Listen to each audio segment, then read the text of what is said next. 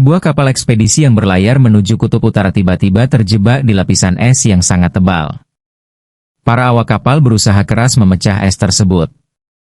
Kapten diberi laporan bahwa para pekerja sudah kelelahan, namun ia tetap bersikeras untuk melanjutkan perjalanan apapun risikonya. Pada malam hari, mereka melihat cahaya api di kejauhan dan langsung berlari untuk memeriksanya. Di lokasi tersebut, mereka menemukan tenda yang terbakar dan bercak darah di mana-mana. Tidak jauh dari sana, tergeletak seorang pria yang terluka parah. Mereka menolongnya dan menyadari bahwa salah satu kakinya adalah kaki palsu. Tak lama kemudian, terdengar suara geraman dari depan, membuat mereka segera membawa pria itu kembali ke kapal.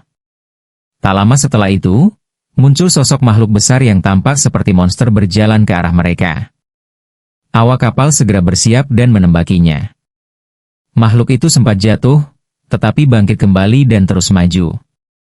Tembakan berikutnya juga tak berpengaruh. Ia semakin mendekat dan dengan kejam membunuh siapapun yang menghalanginya. Makhluk itu akhirnya naik ke dek kapal dan memerintahkan mereka untuk menyerahkan pria yang terluka.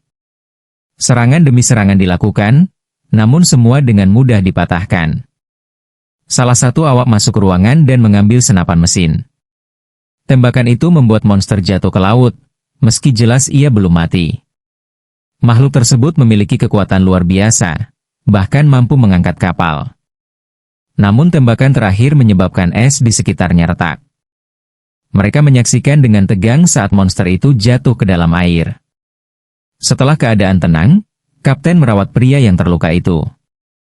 Ia memperkenalkan diri sebagai Victor Frankenstein dan memperingatkan bahwa monster itu akan kembali, serta meminta mereka berjanji untuk menyerahkannya jika itu terjadi. Kapten bertanya makhluk apa yang mereka hadapi. Victor menjawab bahwa itu adalah makhluk ciptaannya sendiri. Keesokan paginya, kondisi Victor membaik dan ia mulai menceritakan kisah hidupnya. Ia berasal dari keluarga kaya, dengan ayah yang dingin dan berprofesi sebagai ahli bedah terkenal. Victor sangat menyayangi ibunya. Namun ayahnya sama sekali tidak peduli pada mereka dan hanya ingin segera memiliki keturunan. Orang tuanya sering bertengkar, membuat Victor berdoa agar hidupnya menjadi lebih baik. Ayahnya yang keras sering mendidiknya dengan hukuman. Suatu hari saat Victor bermain dengan ibunya, sang ibu tiba-tiba mengalami pendarahan hebat. Ia dibawa ke rumah sakit, namun meninggal dunia setelah melahirkan seorang anak laki-laki yang sehat. Anak itu tumbuh menjadi sosok yang dekat dengan ayahnya, sangat berbeda dengan Victor. Suatu pagi, Victor menegur ayahnya karena merasa ia tidak berbuat cukup untuk menyelamatkan ibunya. Ayahnya menolak tuduhan itu dan mengatakan bahwa kematian tidak bisa ditaklukkan oleh siapapun. Sebelum pergi, Victor menyatakan bahwa suatu hari ia akan melampaui kesuksesan ayahnya. Sejak saat itu, Victor memiliki ambisi besar untuk menciptakan sesuatu yang luar biasa. Sementara itu, monster yang sebelumnya jatuh ke es ternyata masih hidup dan bangkit kembali. Dalam cerita Victor, ayahnya kemudian meninggal, saudaranya pindah ke kota lain, dan Victor pergi ke London untuk belajar. Selama puluhan tahun, Victor mencoba mendorong batas dunia akademis. Saat dewasa, ia akhirnya mempresentasikan ciptaannya di universitas. Ia menjelaskan konsep hidup dan mati kepada mahasiswa, sementara seorang pria misterius tampak tertarik dan menghadiri kuliah tersebut. Victor menunjukkan ciptaannya, sebuah tubuh setengah manusia yang dirakit dari potongan-potongan mayat dan ditenagai baterai. Ketika makhluk itu diaktifkan, semua orang terkejut. Para profesor tidak terkesan dan menganggapnya tidak pantas, hingga makhluk itu terbukti bisa menerima perintah. Makhluk itu menangkap sebuah apel lalu melepaskannya. Ruangan pun dipenuhi kekaguman. Namun para profesor menyebut ciptaan itu tidak suci, karena hanya Tuhan yang berhak memberi dan mengambil kehidupan. Victor marah dan mematikan ciptaannya. Saat pulang, pria misterius tadi menunggunya di depan kantor. Ia memperkenalkan diri sebagai Harlan dan membawa surat dari saudara Victor, William. William akan datang bersama tunangannya, Elizabeth, yang ternyata adalah keponakan Harlan. Harlan menunjukkan foto mereka dan menyebut William sukses secara finansial. Victor berpura-pura tidak peduli. Harlan lalu mengungkapkan kekagumannya pada karya Victor dan mengatakan bahwa dalam 3 hari, sesuatu akan terjadi yang mengubah hidup Victor. Hari itu tiba. Victor mengunjungi tempat Harlan membawa makalah penelitian. Harlan mengungkap bahwa ia dulunya adalah ahli bedah militer. Ia menunjukkan teori sistem limfatik manusia dan sebuah titik sensitif di dekat jantung yang bisa menyimpan serta menyalurkan energi.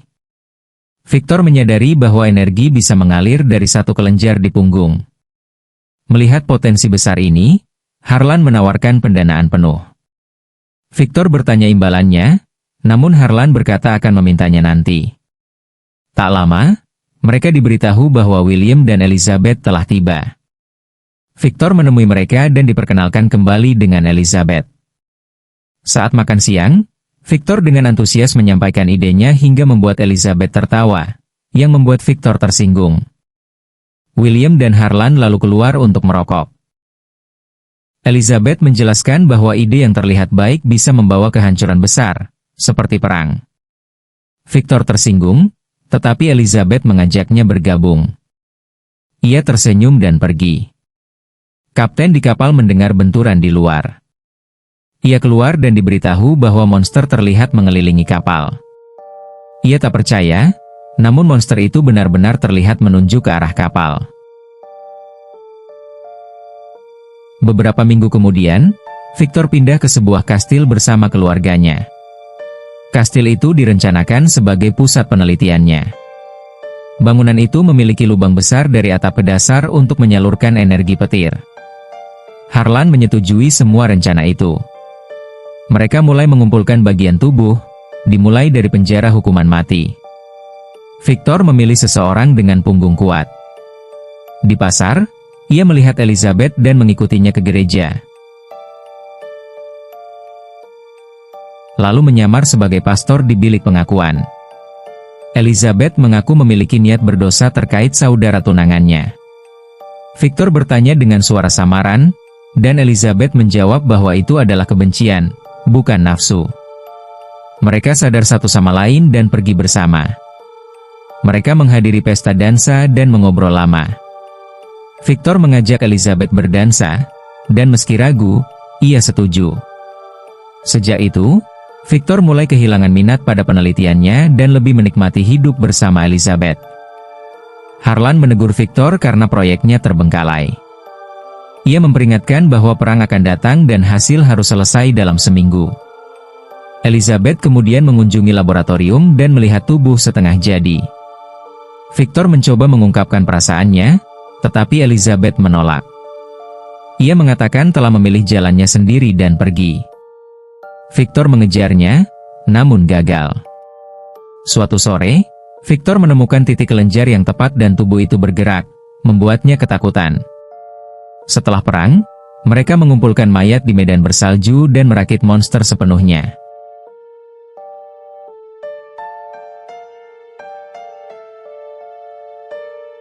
Monster selesai diciptakan dan Victor menunggu energi petir. Saat badai datang, ia menyalakan generator. Harlan muncul dan meminta obat dari tongkatnya. Victor mengetahui bahwa Harlan mengidap sifilis dan sekarat. Harlan mengungkap keinginannya untuk hidup kembali melalui tubuh monster. Victor menolak mentah-mentah. Harlan mengancam dan terjatuh ke dalam lubang, tewas seketika.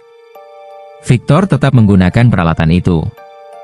Energi dialirkan ke tubuh monster, namun semuanya hening. Ia menangis dan pingsan kelelahan.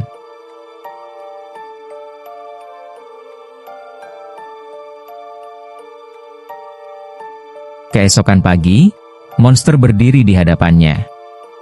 Monster meniru gerakannya dan belajar kata Victor.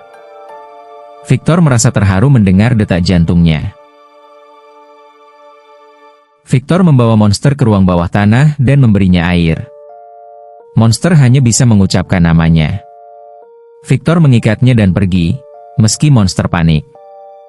Kapten mendengar cerita itu dan tetap ingin berlayar ke kutub utara.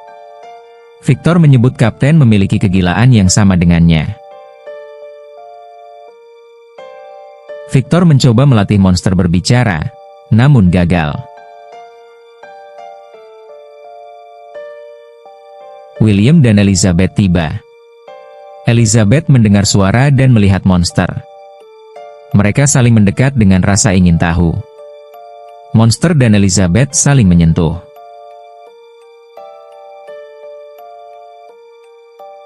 Victor menjelaskan kondisinya. Elizabeth merasa iba, sementara Victor cemburu.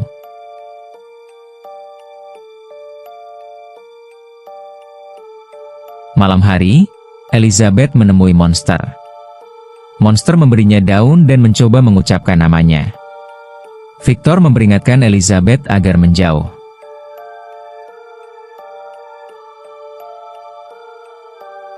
Victor masuk dan menyiksa monster untuk melihat apakah ia bisa merasakan sakit. Monster mengamuk dan Victor melarikan diri.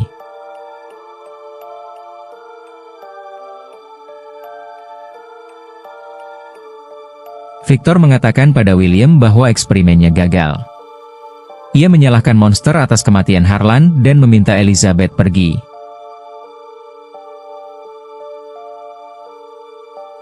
Victor membakar kastil. Monster akhirnya menyebut nama Elizabeth.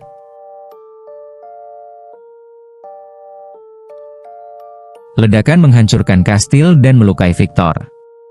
Kembali ke kapal, monster menyerang kapten, tetapi Victor menghentikannya.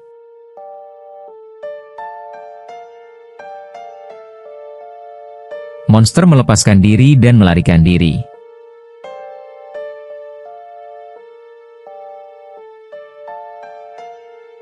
Monster terdampar di hutan, ditembak pemburu, dan bersembunyi.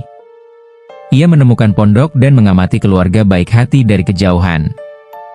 Ia membantu mereka diam-diam dan belajar tentang kehidupan. Saat serigala menyerang, ia menyadari dunia adalah soal bertahan hidup. Monster akhirnya memperkenalkan diri pada pria tua buta. Mereka berteman dan monster belajar tentang kebaikan dan empati. Ia belajar membaca dan memahami dirinya. Ia menemukan asal-usulnya dan berniat mencari Victor. Para pemburu membunuh pria tua itu dan menembak monster. Ia terluka namun hidup, dipenuhi kebencian pada penciptanya. Pada malam pernikahan William, monster meminta Victor menciptakan pasangan. Victor menolak. Pertengkaran terjadi. Elizabeth tewas tertembak. William terluka parah dan meninggal. Victor berjanji membalas dendam. Monster menyerangnya dan pergi. Victor mengejar monster, membeli amunisi dan dinamit. Mereka bertarung dan ledakan terjadi. Victor diselamatkan awak kapal. Ia meminta maaf pada monster dan menyebutnya anaknya. Monster mencium Victor yang sekarat, lalu pergi. Kapal kembali pulang, dan monster berjalan menuju Cakrawala. Itulah rangkuman film Frankenstein, 2025. Jangan lupa subscribe dan sampai jumpa di video berikutnya.